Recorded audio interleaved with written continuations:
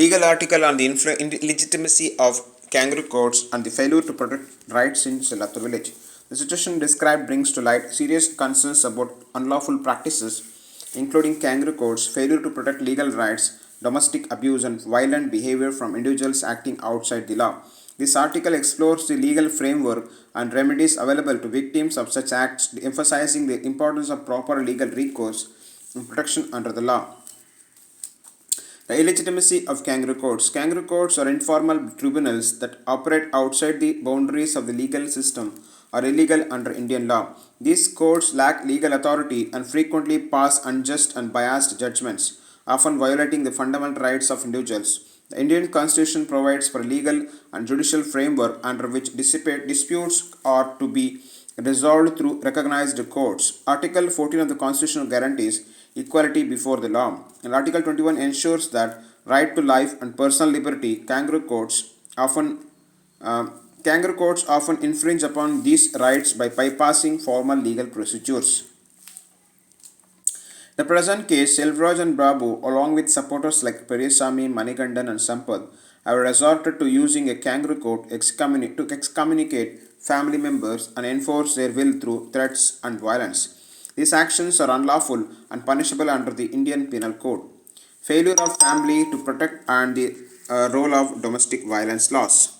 Narasimhan's failure to protect his younger brother Sanmugam and his family from mental illness, domestic strife, and the alleged abuses of Rajyamma, Shanmugam's wife, further complicates the illegal scenario.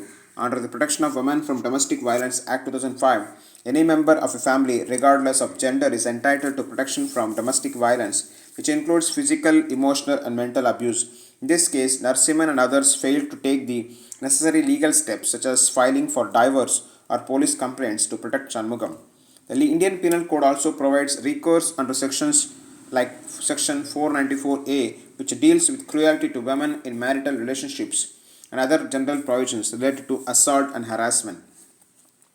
Violent miscreants and threats of excommunication. Violence and threats of excommunication by Selvaraj, Babu, and their cohorts are criminal offences under the IPC. Threatening to excommunicate individuals or coercing them to fall at their feet through violence constitutes extortion and criminal intimidation under Section 383 extortion and Section 506 criminal intimidation of the IPC. Further, their violent behavior could fall under Section 323 punishment for voluntarily causing hurt or Section 324 voluntarily causing hurt by dangerous weapons or means.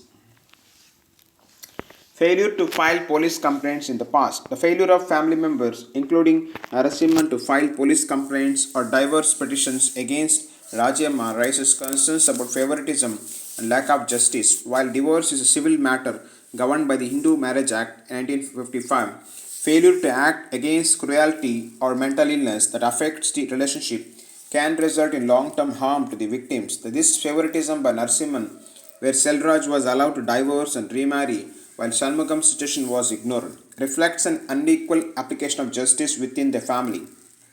Remedies and legal recourse. The individuals affected by these actions, including the person narrating these events, have several legal remedies at their disposal.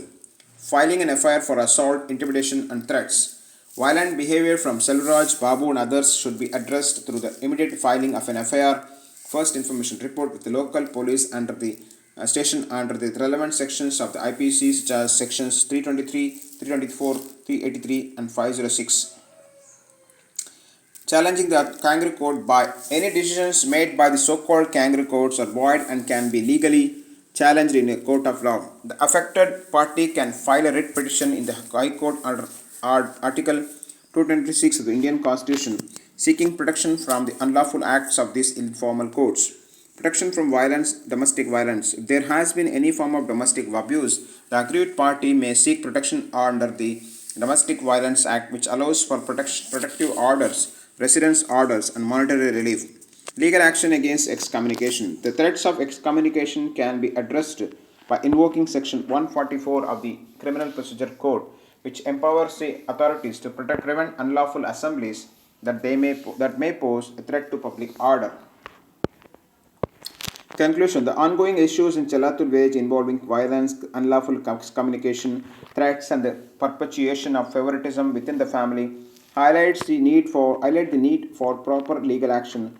Kangaroo courts must be abolished and formal judicial processes should be followed to ensure that justice is served. Family disputes, especially those involving violence or mental illness, should be addressed through proper legal channels, ensuring that no one is left vulnerable to unlawful actions or unjust favoritism. By taking recourse to the improper legal mechanisms available under Indian law, affected parties can secure justice and protect themselves from further harm.